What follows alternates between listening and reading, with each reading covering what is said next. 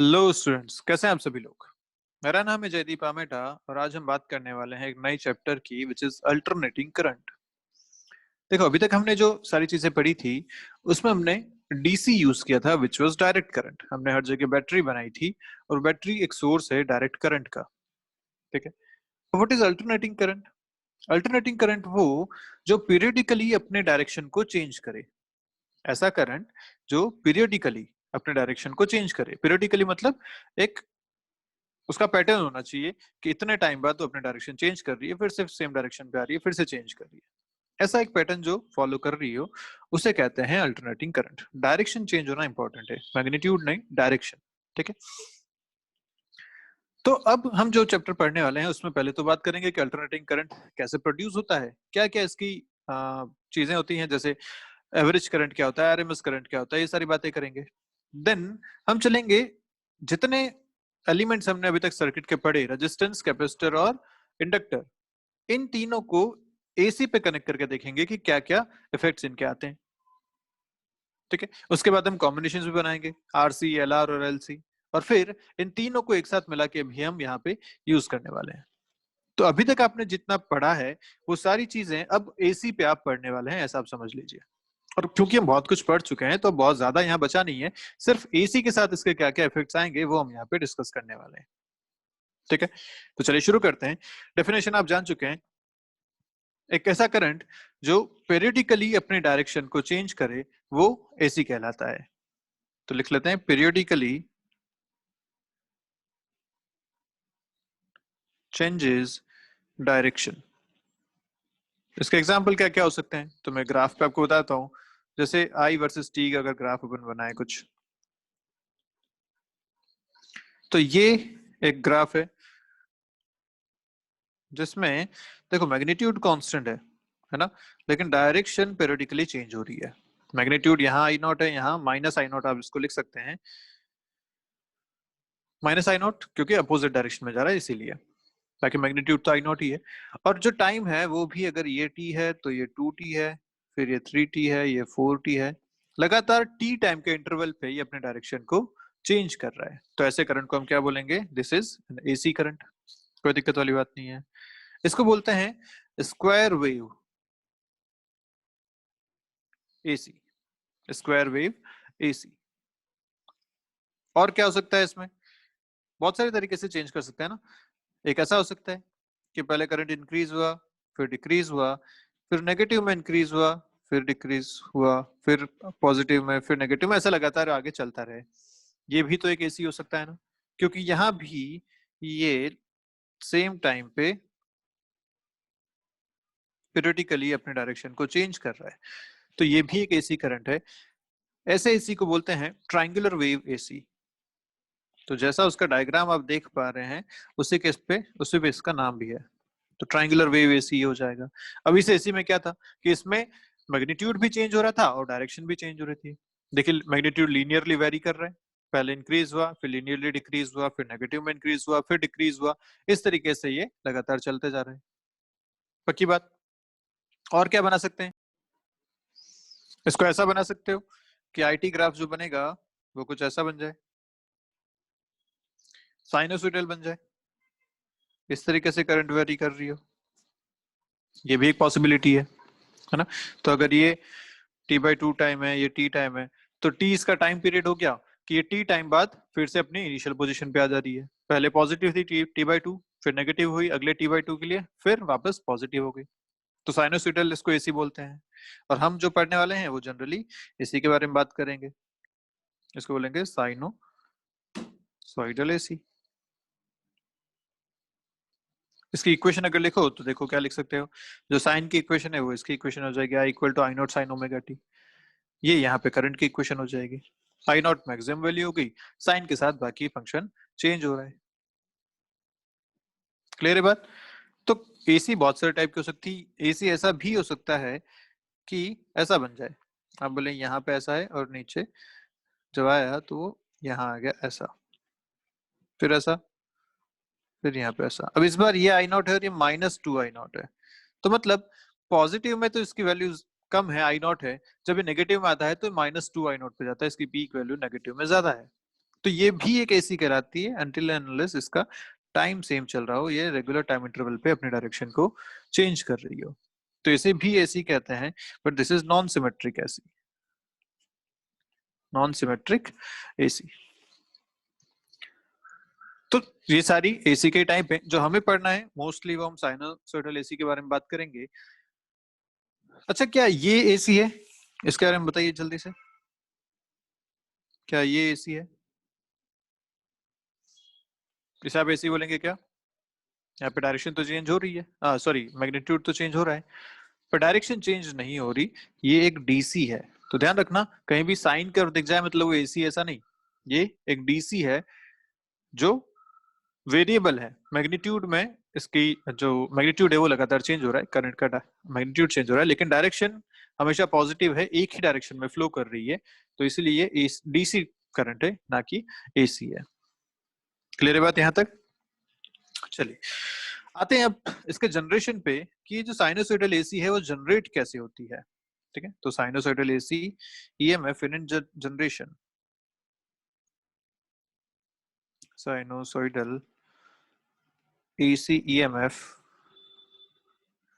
And it's generation, already हम इसको पढ़ चुके हैं अभी ईएमआई में, हम पढ़ चुके हैं। याद करो, हमने एक एग्जांपल ऐसा लिया था जिसमें हमने एक इस टाइप की कॉइल को एक मैग्नेटिक फील्ड में घुमाया था अबाउट इट्स एक्सिस, इस एक्सिस के अबाउट इसको अपन ने घुमाया था ऐसा। तो घुमाने से क्या होगा? जब आप इसको ऐसा घुमा रहे हैं तो क्या इससे पास होने वाला फ्लक्स चेंज होगा? क्यों होगा? फ्लक्स को आपने लिखा था बी डॉट ए, ठीक है, फील्ड डॉट एरिया। अब सोचो कि जैसे जैसे कॉइल अपना डायरेक्शन चेंज करेगी वैसे वैसे एरिया वेक्टर भी चेंज होगा। एरिया वेक्टर होता है कॉइल के परपेंडिकुलर, तो जैसे जैसे कॉइल घुमा वैसे वैसे एरिया वेक्टर भी चेंज हुआ। और एरिया वेक्टर जब चेंज हो रहा है पर मैग्नेटिक फील्ड की डायरेक्शन तो सेम है, तो दोनों के बीच का एंगल चेंज हो रहा है, और अगर एंगल चेंज होता है तो फ्लक्स चेंज होगा। तो यहाँ पे हमने लिखा था फ्लक्स को phi equal to N B A cos omega T, ये लिखा था। एन आया था नंबर ऑफ टर्न से, बी डॉट ए डॉट से कॉस थीटा आया था, और ओमेगा से अगर ये घूम रहा है तो थीटा कितना हो जाएगा? ओमेगा टी के बराबर। तो वहां से हमने फाई को लिखा था N B A cos omega T. और अगर इसमें इंड्यूस्ड ईएमएफ आता है तो कितना आएगा? ये बात भी हम जानते हैं, आएगा D phi by D T. इसको अगर डिफ्रेंशिएट करें, मैग्नीट्यूड की बात करते हैं, तो आएगा N B A omega sine omega T. और यहाँ पे इसी को लिखा गया था induced EMF equal to E not sine omega T. तो आपको अगर एक ईएमएफ मिल गया जो साइनोसॉइडल ईएमएफ है, तो यहाँ से आप इसे सर्किट में भेज के साइनोसॉइडल करंट भी प्रोड्यूस कर सकते हैं, कोई इसमें खास बात नहीं है। ये जो कॉइल बनती है वो बेसिकली कुछ ऐसा बनता है, इसको अपन ढंग से बना लेते हैं। कॉइल कुछ ऐसी होती है, ठीक है, इस टाइप की कॉइल होती है। तो यहाँ से करंट भी इन दो टर्मिनल से आता और जाता है, एक से करंट आ रहा है, दूसरे से करंट बाहर निकल रहा है, ठीक है। तो क्योंकि सर्किट कंप्लीट चाहिए तो यहाँ पे अपन आगे एक्सटर्नल सर्किट लगाते हैं जो भी अपने को लगाना होता है इस तरीके से, और यहाँ पे आपको उसमें करंट मिलता रहता है। हम बात करेंगे आगे, जब ट्रांसफार्मर की बात करेंगे, जब जनरेटर की बात करेंगे, तो ये सारी बातें भी आगे हम करेंगे। बट फिलहाल हमें इसका एक बेसिक कॉन्सेप्ट पता होना चाहिए कि भाई एक कॉइल को अगर आप मैग्नेटिक फील्ड में रोटेट करते हो तो उस रोटेशन की वजह से फ्लक्स चेंज होता है, उस फ्लक्स चेंज होने की वजह से इंड्यूस्ड ईएमएफ आता है, और वो ईएमएफ साइनोसॉइडल मिलता है। क्लियर है बात? तो इस तरीके से आप एक एसी सोर्स प्रोड्यूस कर सकते हो, एक एसी ईएमएफ जनरेट कर सकते हो, ठीक है। इसको दिखाते कैसे हैं? एसी ईएमएफ या एसी सोर्स को अगर मुझे सर्किट में दिखाना है तो कैसे दिखाएंगे? इसका तरीका होता है ऐसा, बीच में एक साइनोसॉइडल कर्व जैसा आप बना दीजिए, तो इससे समझ में आता है कि ये एसी सोर्स है या एसी ईएमएफ है, ठीक है। इसको थोड़ा सा सिमेट्रिक बना देते हैं अच्छे से, इस तरीके से बना रहे हैं। क्लियर? तो अभी तक डीसी के लिए आप बना देते हैं एक बैटरी की तरह, ये था डीसी, और ये हो जाएगा एक एसी सोर्स। तो ध्यान रखेंगे सर्किट में आपको एसी सोर्स दे रखा है, डीसी सोर्स, उस पर आप आगे की चीजें सॉल्व करेंगे। ओके, बात करते हैं नेक्स्ट। करते हैं एवरेज वैल्यू ऑफ एसी। ये क्या होता है? Average value of an AC, एक ऑल्टरनेटिंग करंट की एवरेज वैल्यू किसे कहते हैं? ठीक है, तो हमें ये बात तो पता है कि अगर एवरेज करंट की बात हो रही है तो किसी भी सर्किट में एवरेज करंट क्या होता है? कितना चार्ज पास हुआ कितने टाइम में, उसी को बोलते हैं average current, delta Q by delta T. This is the average current in a circuit. तो अगर मुझे एक एसी का एवरेज करंट निकालना है तो पहले मुझे चार्ज निकालना पड़ेगा कि कितने टाइम में कितना चार्ज उससे फ्लो हुआ। तो अगर करंट और टाइम की इक्वेशन या ग्राफ अगर कुछ ऐसा है, लेट्स से वेरिएबल है, नेगेटिव में भी जाएगा पॉजिटिव में भी जाएगा, कुल मिला के कोई ऐसा ग्राफ है और मुझे इस T1 से T2 टाइम के बीच का एवरेज करंट चाहिए, तो मैं ये एरिया देखूंगा क्योंकि IT कर्व का एरिया मुझे देता है चार्ज। ये बात तो अपने को पता ही है। तो यहाँ से मुझे डेल्टा क्यू मिल जाएगा integral I D T T1 से T2 तक। ये बात तो अपन सब जानते हैं कि area under IT curve will give you charge flow. तो एक बार आपको चार्ज फ्लो मिल गया तो आप आराम से लिख सकते हैं एवरेज करंट भी I average will be integral I D T from T1 से T2 divide by delta T is T2 minus T1। भाई जितने टाइम में चाहिए वही तो डेल्टा T है, T2 माइनस T1। क्लियर है बात? तो यहां से आपको आई एवरेज मिला ये। ओके, पक्की बात। अब इस एवरेज करंट का सिग्निफिकेंस क्या है? मैथमेटिकली तो हम समझ गए कि ऐसे हम एवरेज करंट निकाल सकते हैं, but what is the significance? तो सिग्निफिकेंस ये है, इसे मीन करंट भी कहते हैं। तो मीन या average value of an AC is equal to that value of DC, वो DC current due to which in a circuit same charge flows which flows due to AC in same duration। तो average current का मतलब यह है कि आप एक circuit में जो एसी करंट फ्लो करवा रहे हो उससे लेट्स से 10 सेकंड में 10 कूलम चार्ज पास हुआ।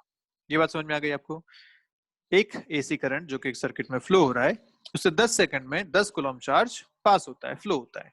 ठीक है, तो एवरेज करंट उसे बोलेंगे कि अगर मैं एक डीसी वहां से पास करवाऊं तो 10 सेकंड में 10 कूलम चार्ज फ्लो होना चाहिए। डीसी की वो वैल्यू ये आई एवरेज कहलाएगी। क्लियर बात? तो अगर मुझे एवरेज को निकालना है, मुझे अगर एवरेज को सिग्निफाई करना है तो मैं बोलूंगा कि average is equal to that value of DC current जिसकी वजह से सेम चार्ज सेम ड्यूरेशन में फ्लो हो जो इस एसी की वजह से हो रहा है। ठीक है, तो मैं ऐसा लिख सकता हूं कि आई एवरेज जो है इसका ग्राफ ऐसा बनाया जा सकता है, this will be I average, और ये डीसी करंट की तरह बिहेव कर रहा है T1 से T2 के बीच में। और यहाँ अगर इसका एरिया देखा जाए तो this is also equal to delta Q in the same time. Same charge flow in the same time will give you I average. Clear है बात? तो इस बात को लिख लेते हैं हम जल्दी से यहाँ पे कि मीन और average value of AC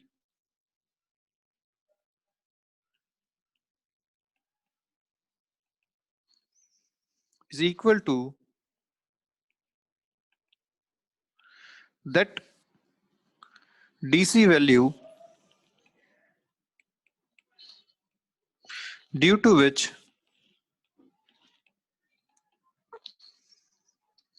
in a circuit same charge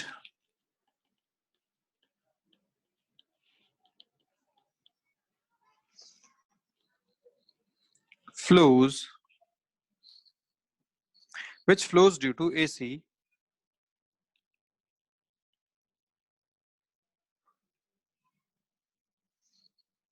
in the same duration। तो आपको अगर एवरेज करंट की बात करनी है एसी के, तो वो एवरेज करंट उस डीसी करंट के बराबर होगा जिसकी वजह से सेम टाइम में सेम चार्ज फ्लो हो रहा है जो एसी कर रहा है। ठीक बात? यहाँ तक सारी बातें क्लियर है आपको?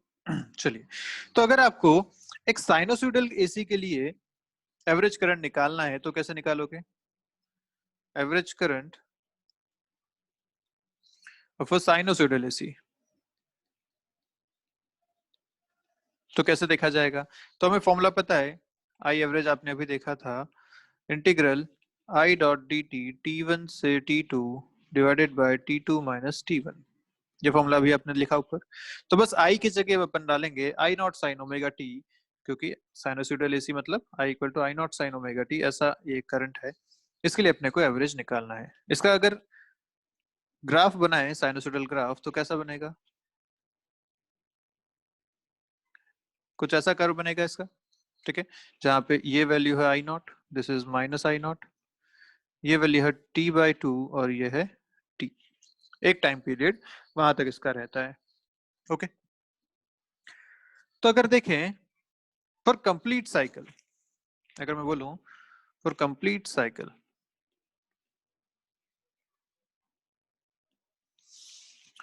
टोटल चार्ज फ्लो कितना है, बताओ मुझे। For complete cycle total charge flow कितना है, जितना इस आईटी कर्व का एरिया है वही तो चार्ज फ्लो होगा।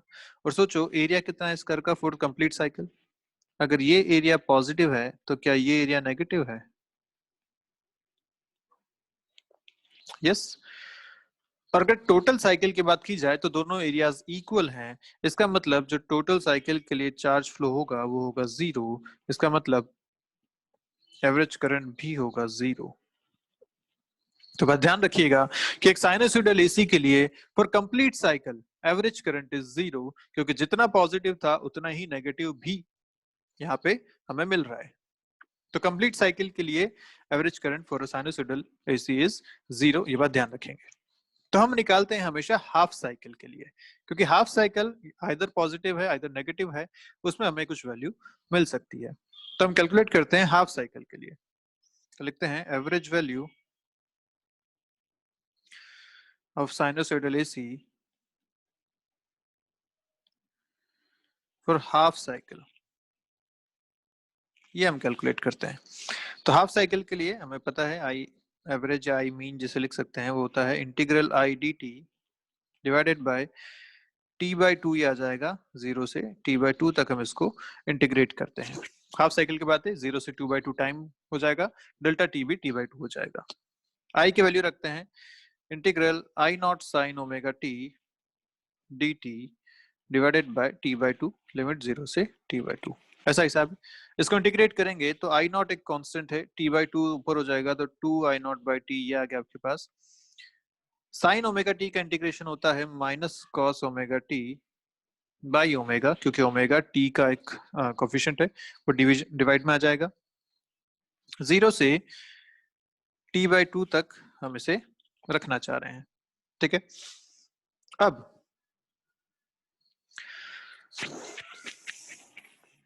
टी क्या है, लिमिट इसमें रखें तो two I not by T, T by two जब रखोगे तो क्या मिलेगा minus cos omega T by two divided by omega, इसे ओमेगा को डिवाइड जो डिवाइड में है इसे बाहर ले लेते हैं, ये कांस्टेंट ही है, ये इधर आ जाएगा, ठीक है। माइनस जब जीरो रखेंगे तो क्या आएगा, cos जीरो इज वन, तो ये आ जाएगा वन, ठीक है। And what is omega, omega is two pi by T, या तो हम जानते हैं T equal to two pi by omega या omega equal to two pi by T. तो यहाँ से अब इसको ओमेगा की जगह का सब्स्टिट्यूट करें तो क्या मिलेगा, देखो ओमेगा इंटू टी आता है आपके पास two pi, omega into T is two pi, तो यहाँ से मिलेगा two I not by two pi, एक तो ये मिल गया। अंदर देखें तो minus cos omega T by two मतलब two pi by two which is pi, cos pi is again one, ये आपको अंदर जो आंसर मिलेगा वो मिलेगा two I not by two pi. Final answer जो मिलेगा वो आएगा आपके पास, यहाँ पे मैंने थोड़ा सा मिस्टेक किया, देखिए इस माइनस को भी मैं बाहर ले लेता हूँ ताकि अपने को कंफ्यूजन ना हो, ये माइनस भी बाहर आ जाएगा इस तरीके से, ठीक है। तो cos pi is minus one, अंदर एक माइनस वन ऑलरेडी है तो हो जाएगा माइनस टू, तो आपके पास फाइनल आंसर आएगा वो आएगा two I not by pi, ये आपका फाइनल आंसर आता है for I average half cycle के लिए। किसके लिए, ये हाफ साइकिल के लिए, बात ध्यान रखिएगा। फुल साइकिल के लिए आई एवरेज आता है जीरो, साइनसॉइडल के हाफ साइकिल के लिए एवरेज करंट आता है two I not by pi के बराबर। क्लियर है बात, चलिए नेक्स्ट जो इसमें अपनी टर्म आती है वो आती है आरएमएस वैल्यू के बराबर। कि आरएमएस करंट क्या होता है, root mean square current. Average की बात हो गई, नेक्स्ट इज आरएमएस। तो root mean square value of an AC, इस बारे में बात करते हैं। तो हमें पता है कि एक अगर टाइम का फंक्शन है तो उसके लिए एवरेज वैल्यू होती है, for a function of time, अगर एफ टी एक फंक्शन है तो उसके लिए अगर एवरेज वैल्यू मुझे निकालनी है, वो निकाली जाती है इंटीग्रल, सॉरी इंटीग्रल नहीं, इसको ऐसा लिखा जाता है, डिनोट ऐसे किया जाता है। इसकी वैल्यू होती है T two minus T one integral F T D T, T one से टी टू। ये बात अभी हमने देखी थी आई के लिए, या किसी भी एवरेज, किसी भी फंक्शन का एवरेज निकालने का ये मैथमेटिकल फॉर्मूला है। तो ठीक है, हम इसको आगे यूज करते हैं। तो एसी के लिए अगर हम बात करें तो एसी के लिए जो करंट है वो as a function of time यहाँ यूज हो रहा है। तो उसके लिए अगर मुझे मीन स्क्वायर वैल्यू निकालनी है, भाई मीन तो आप ऊपर फॉर्मूला देख रहे हैं वो है, अगर मीन स्क्वायर वैल्यू निकालनी है तो क्या होगा, मीन स्क्वायर मतलब पहले स्क्वायर करो फिर मीन लो, ये होता है। तो उसके लिए मैं लिखूंगा ऐसा कि I mean square will be I square का एवरेज, पहले स्क्वायर करेंगे फिर मीन लेंगे, तो वो आपको मिलेगा 1/T2 - T1 integral I A सी का square D T from T1 से T2, या आई स्क्वायर डी टी T1 से T2। क्लियर बात।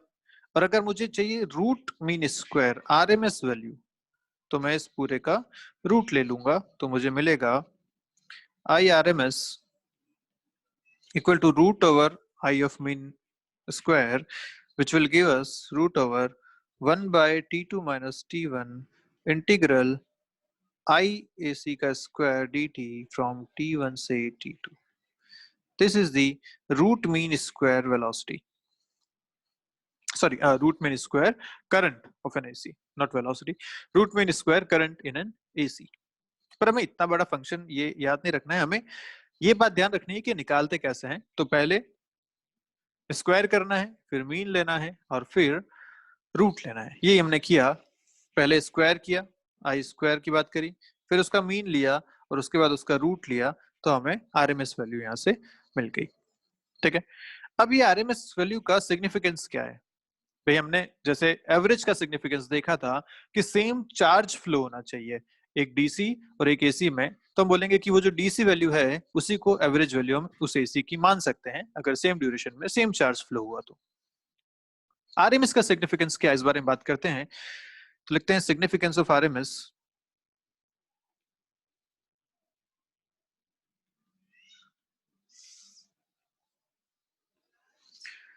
तो भाई अगर एक एसी करंट किसी सर्किट से पास हो रहा है, किसी रेजिस्टेंस से पास हो रहा है, अपन ऐसा मान लेते हैं, ठीक है। तो भाई करंट है आई ए सी जो कि function of time F T से दिया जा रहा है, और अगर वो एक आर रेजिस्टेंस से पास होता है और उसमें जो टोटल हीट प्रोड्यूस होती है वो कैसे लिखी जाएगी? Total heat produced will be given as H1, जिसको मैं बोल सकता हूँ integral I square R D T, क्योंकि भाई करंट जो है वो टाइम के साथ वेरी कर रहा है, तो मुझे इंटीग्रेशन यहाँ पे यूज करना पड़ेगा, या तो हम सर्किट में भी पढ़ चुके हैं। तो integral I square R D T ये हो जाएगा यहाँ पे heat produced because of this AC current from time T1 से T2 फ्रॉम रेजिस्टेंस आर। यहाँ तक बात क्लियर? अब अगर इफ डीसी करंट मैं वहां से पास करूं सेम रेजिस्टेंस से, क्या है, डीसी करंट पास कर रहा हूं इस बार फ्रॉम सेम रेजिस्टेंस, तो इस बार अगर हीट प्रोड्यूस देखी जाए सेम टाइम में, तो मैं कितना बोलूंगा? डीसी एक कांस्टेंट करंट है, तो इसकी वजह से अगर मैं हीट प्रोड्यूस बोलूं तो सीधा सीधा लिख सकता हूं आई डीसी का square into R into T2 - T1। भाई I square R delta T ये होता है हीट प्रोड्यूस्ड, तो आई स्क्वायर मतलब आई डीसी का square R delta T is T2 - T1, ये हो जाएगा हीट प्रोड्यूस्ड। अब अगर H1 इक्वल टू H2 है, मतलब दोनों का हीट प्रोड्यूस्ड इक्वल है, तो देखो क्या मिलता है अपने को। तो मैं लिख सकता हूँ I D C square into R into T2 - T1 is equal to integral I A C square R D T from T1 से T2। या अच्छा, यहाँ से अगर आई डी सी लिखूं मैं तो क्या लिखूंगा देखिए, IDC will be equal to root over 1/T2 minus T1, R से R तो सब कैंसिल हो गया, integral IAC square dt from T1 से T2। और क्या यही आपने अभी अभी RMS वैल्यू लिखी थी? देखिए, क्या यही आपने RMS वैल्यू लिखा अभी अभी? यस। तो कुल मिला के बात ये समझ में आई कि RMS वैल्यू एक AC की वो वैल्यू है जो उस DC के बराबर है जो सेम टाइम में सेम हीट प्रोड्यूस करे। क्या करे? सेम हीट प्रोड्यूस करे। तो एवरेज वैल्यू थी सेम चार्ज फ्लो की, आरएमएस वैल्यू है सेम हीट प्रोडक्शन की। क्लियर है बात? एवरेज और आरएमएस दोनों ही हमने डीसी के कंपेयर किया कि वो डीसी वैल्यू या वो फिक्स वैल्यू, फिक्स डीसी मतलब एक कांस्टेंट वैल्यू, वो डीसी वैल्यू जो सेम चार्ज फ्लो करती है तो उसे आई एवरेज कहते हैं, या वो डीसी वैल्यू जो सेम हीट प्रोड्यूस करती है तो उसे हम आई आरएमएस कहते हैं। तो ये इसका सिग्निफिकेंस है आरएमएस वैल्यू का, जो सेम हीट प्रोड्यूस कर सके वो करंट। क्लियर है बात? तो जल्दी लिख लेते हैं इसे, इस बात को। RMS value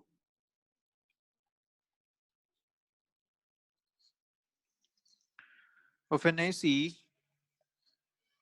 can be defined as that DC value which produces same heat in a given resistance भी दोनों में सेम थे, in a given resistance which the AC produces in that resistance in same duration। जितना एक resistance में उस AC ने heat produce की किसी टाइम में, उतना ही उस DC ने भी हीट प्रोड्यूस की उस टाइम में, तो वो DC उस AC की आरएमएस वैल्यू कहलाएगी। क्लियर बात यहां तक? पक्की बात? चलिए, तो अगर साइनोसॉइडल है अपने पास, तो साइनोसॉइडल के लिए एक मिनट इसको थोड़ा सा और लिख लेते हैं कि अगर एक रेजिस्टेंस आर ऐसा है, उससे करंट अगर जा रही है एसी करंट, जो कि फंक्शन ऑफ टाइम के साथ ऐसे फ्लो हो रही है आर है, तो मैं यहाँ हीट लिख सकता हूँ आई आर एम एस का square into R into delta T. तो ये बात बहुत इंपॉर्टेंट है, ये बात ध्यान रखिएगा कि हीट को हमेशा आरएमएस वैल्यू के थ्रू दिया जाता है। So I RMS is also called effective DC value of an given AC. ये इंपॉर्टेंट पॉइंट है, इज ऑल्सो कॉल्ड एज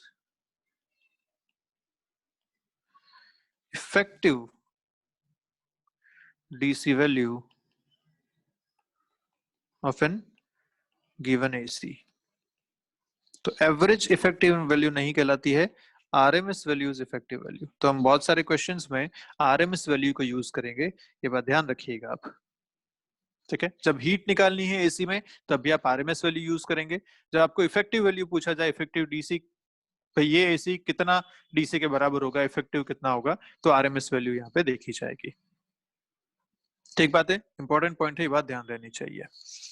चलिए बात करते हैं कि एक साइनोसॉइडल एसी के लिए आरएमएस वैल्यू क्या होती है। तो RMS value of a sinusoidal AC, हम पूरे चैप्टर में साइनोसॉइडल बात करेंगे, इसलिए हम उसी के बारे में बात कर रहे हैं, एवरेज और आरएमएस की। बाकी सबके लिए अलग अलग होगी, नो डाउट। जे एडवांस में आपसे पूछे जा सकते हैं, कर्व देके बताइए इसकी एवरेज और आरएमएस वैल्यू क्या होगी। तो निकालने का तरीका हम देख चुके हैं, इंटीग्रेशन मेथड्स आपको यूज करना है। एक बार आई और टी की इक्वेशन मिल गई तो आप उसको इंटीग्रेट करके आराम से कैलकुलेट कर सकते हैं। ठीक है, पर फिलहाल साइनोसॉइडल के लिए हम इसमें सारी बातें करेंगे। तो इसके लिए अगर मुझे निकालना है तो मुझे पता है आई होता है I not sine omega T. जो इसके लिए ग्राफ बनता है वो बनता है ऐसा, इस टाइप से ग्राफ बनता है आई वर्सेस टी का। ये होगा t/2, this is t, 3t/2, ऐसा ग्राफ चलता रहेगा। ये आई नॉट इसकी मैक्सिमम मिनिमम वैल्यू होती है। तो अपने को करना है आरएमएस वैल्यू, तो स्क्वायर करना है, फिर मीन लेना है, फिर रूट लेना है। तो पहले स्क्वायर अगर मैं इसको करूं तो सारी चीजें पॉजिटिव हो जाएंगी, ये मिलेगा कुछ ऐसा, इस टाइप का ग्राफ बनेगा। ये वही t/2 पे, this is t, this is 3t/2, और यहाँ जो मिलेगी वो आई नॉट स्क्वायर मिलेगा अपने को मैक्सिमम, अगर पहले आई नॉट था तो। ठीक है, या आई स्क्वायर का कर्व चल रहा है विद टाइम। अब अगर देखा जाए तो आरएमएस वैल्यू ऑफ एसी चाहे हाफ साइकिल के लिए देखो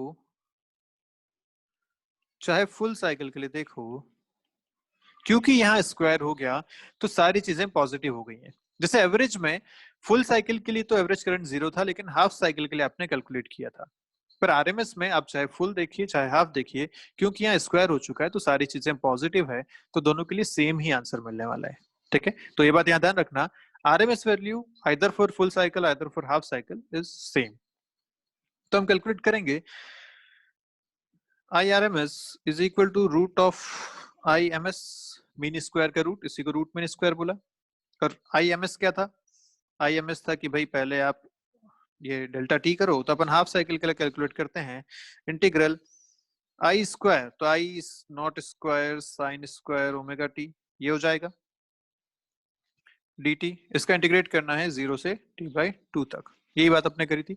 आई ए सी का स्क्वायर डी टी, 0 t1 से t2, 1 by t2 minus t1, ये सारी चीजें अपन यहाँ लिखी है। 0 से t बाई 2 हाफ साइकिल के अपन यहाँ पे देख रहे हैं, वही फुल साइकिल के लिए भी होगी, ये बात भी हमें पता है। तो आई एम एस अगर अपन कैलकुलेट करें तो यहाँ से कितना आता है देखो, 2 ऊपर गया, आई नॉट स्क्वायर बाहर आ गया, नीचे बच गया टी। इंटीग्रेशन में अगर देखा जाए तो आ रहा है आपके पास 1 minus cos 2 omega T by 2, sine square को मैंने कन्वर्ट कर दिया 1 माइनस कॉस 2 ओमेगा टी पे। ठीक है, डी टी, ये आपके पास आ गया। आगे सॉल्व करें अगर इसे, तो ये आपको देता है 2 I naught square by T, integrate करेंगे 1 बाई 2 का टी बाई 2, कॉस का इंटीग्रेशन होता है साइन, तो sine 2 omega T by 2 omega, और नीचे 2 ऑलरेडी है तो ये हो जाएगा 4 ओमेगा ऐसा।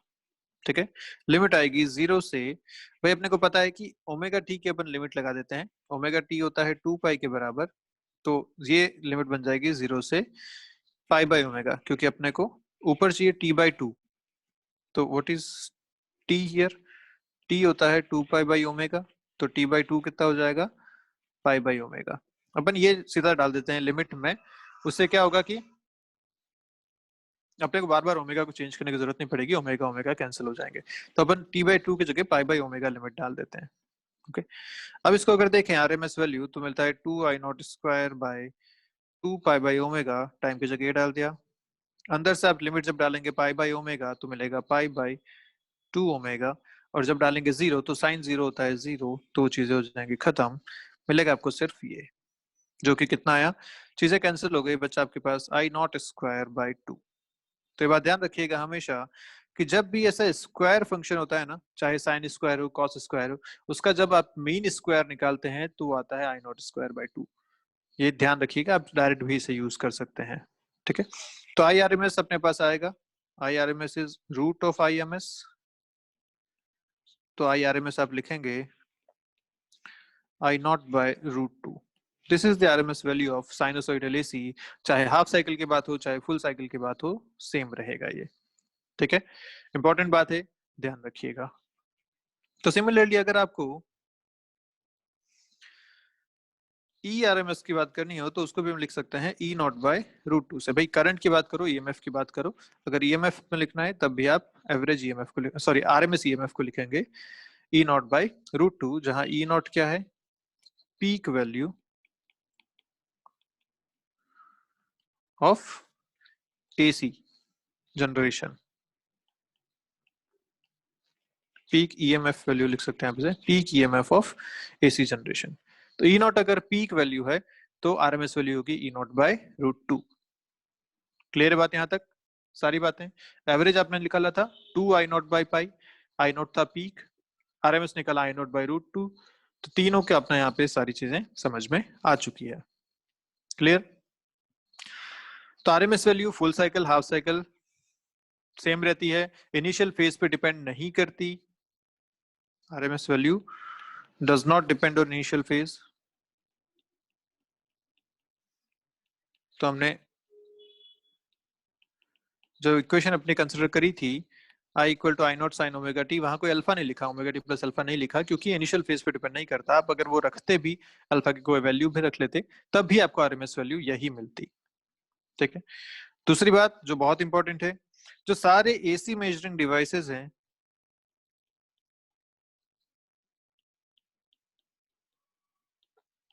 वो रीड करते हैं आरएमएस वैल्यू को। ये बहुत इंपॉर्टेंट बात है। तो आपको अगर एक क्वेश्चन में बोला गया कि आपने एक एसी मीटर लगा रखा है और उसमें जो रीडिंग आ रही है वो आ रही है 2 एम्पियर्स, तो ये 2 एम्पियर आरएमएस वैल्यू है, ना कि पीक वैल्यू है। ये बात ध्यान रखिएगा। तो जो भी एसी मेजरिंग डिवाइसेस है वो हमेशा आरएमएस वैल्यू रीड करते हैं। बहुत ही इंपॉर्टेंट पॉइंट है क्वेश्चंस के हिसाब से। क्लियर है बात? चलिए तो ठीक है, आज के लिए अपन यही करते हैं, बेसिक बातें। कल इन पे कुछ क्वेश्चंस करेंगे, फिर आगे बढ़ेंगे, देखेंगे कि भाई इन पे अगर एक एसी ईएमएफ पे अपन रेजिस्टेंस कैपेसिटर या इंडक्टर लगाएं तो क्या क्या इफेक्ट उससे आते हैं। ठीक है, तो चलिए मिलते हैं, तब तक के लिए बाय बाय। पढ़ते रहिए, कोई डाउट है तो पूछिएगा।